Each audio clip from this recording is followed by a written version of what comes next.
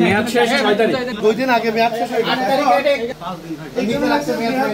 আমাদের কিছু সুশীল মারানি আছে, তারা এসে বলবে তুমি এটা করতে পারো না, ব্লা ব্লা ব্লা ব্লা ব্লা। এটা 31 তারিখে মেয়াদ শেষ, আজকে হচ্ছে 8 তারিখ।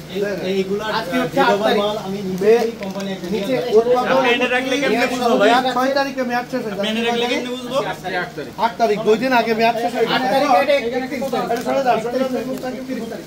আচ্ছা আমি এনে বললে তো প্রথমে এটা না চুপ করে। এটা হচ্ছে আমাদের নজরুল ভাই দেখ, সে এইখানে রাখবে মেয়াদ আছে, এগুলো আছে সেগুলো এইখানে রাখছে মেয়াদ নাই।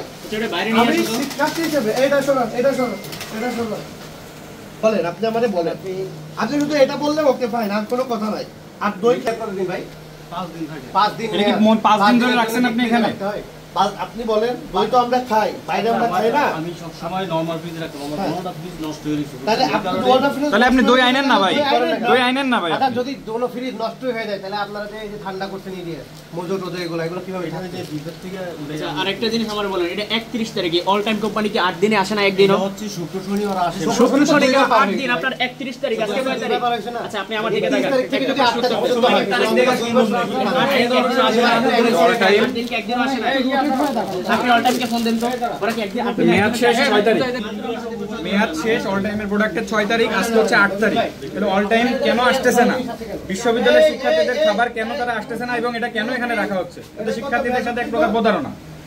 এই যে 6 তারিখ মেয়াদ, এটাও পাইছে 31 তারিখ পর্যন্ত মেয়াদ শেষ, আজকে 8 তারিখ, 7 তারিখ আজকে। সেখানে 7 দিন 1 সপ্তাহ পর্যন্ত একটা কোম্পানি আসে না, এটা কিভাবে সত্য হতে পারে? তারা কি ঢাকা ইউনিভার্সিটির শিক্ষার্থীদের প্রতি মানে সুন্দর যে স্বাস্থ্যসম্মত খাবার এর প্রতি তারা দায়বদ্ধ কিনা? এই কোম্পানিগুলো তারা এখানে ব্যবসা করতেছে, তাহলে তারা দায়বদ্ধ না অবশ্যই।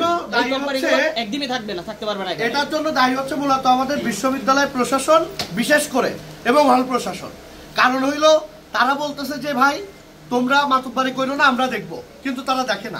হ্যাঁ, দ্বিতীয়ত হল সংসদের পক্ষ থেকে যদি কোনো একটু শক্ত পদক্ষেপ নেওয়া হয় তাইলে আমাদের কিছু সুশীল মারানি আছে, তারা এসে বলবে ঘেউ ঘেউ শুরু করে দেবে, বা তোমার এই এখতিয়ার নাই, তুমি এটা করতে পারো না, ব্লা ব্লা ব্লা ব্লা ব্লা। আমার হলের, আমি হল সংসদের প্রতিনিধি হিসেবে আমার হলের শিক্ষার্থীরা পচা জিনিস, খারাপ জিনিস খাচ্ছে, আমি সেটা শুধু দেখতেছি, আমার কিছুই করার নেই। কেন করার নেই?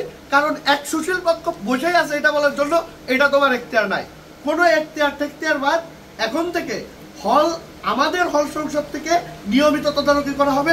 কোনো দোকানে যদি এরকম অব্যবস্থাপনা পাওয়া হয় একদম সরাসরি ব্যবস্থা নেওয়া হবে হল প্রশাসনের মাধ্যমে। এবং এই সাইড ভাই ইনি আসেন, প্যান্ট নিয়ে আসেন। কথা, যারা মুসলিম হলের শিক্ষার্থীদের প্রতি সুন্দর মানে স্বাস্থ্যসম্মত খাবারের প্রতি তা দায়বদ্ধ না, এরা মুসলিম হলে কোনো খাবার বিক্রি করতে পারবে না, অল টাইমের কোনো পণ্য আসবে না। এটা মুসলিম হল ছাত্র সংসদ স্পষ্ট ঘোষণা, তারা আসতে পারবে না 31 তারিখ পর্যন্ত। দেখো 8 দিন পর্যন্ত তারা এখানে আসে নাই, তার মানে কি এই খাবারটা এখানে 8 দিন পর্যন্ত আছে? আমি কিভাবে বুঝবো এখানে সেটা? আপনি নাম্বার দেন, আমরা কল দিব।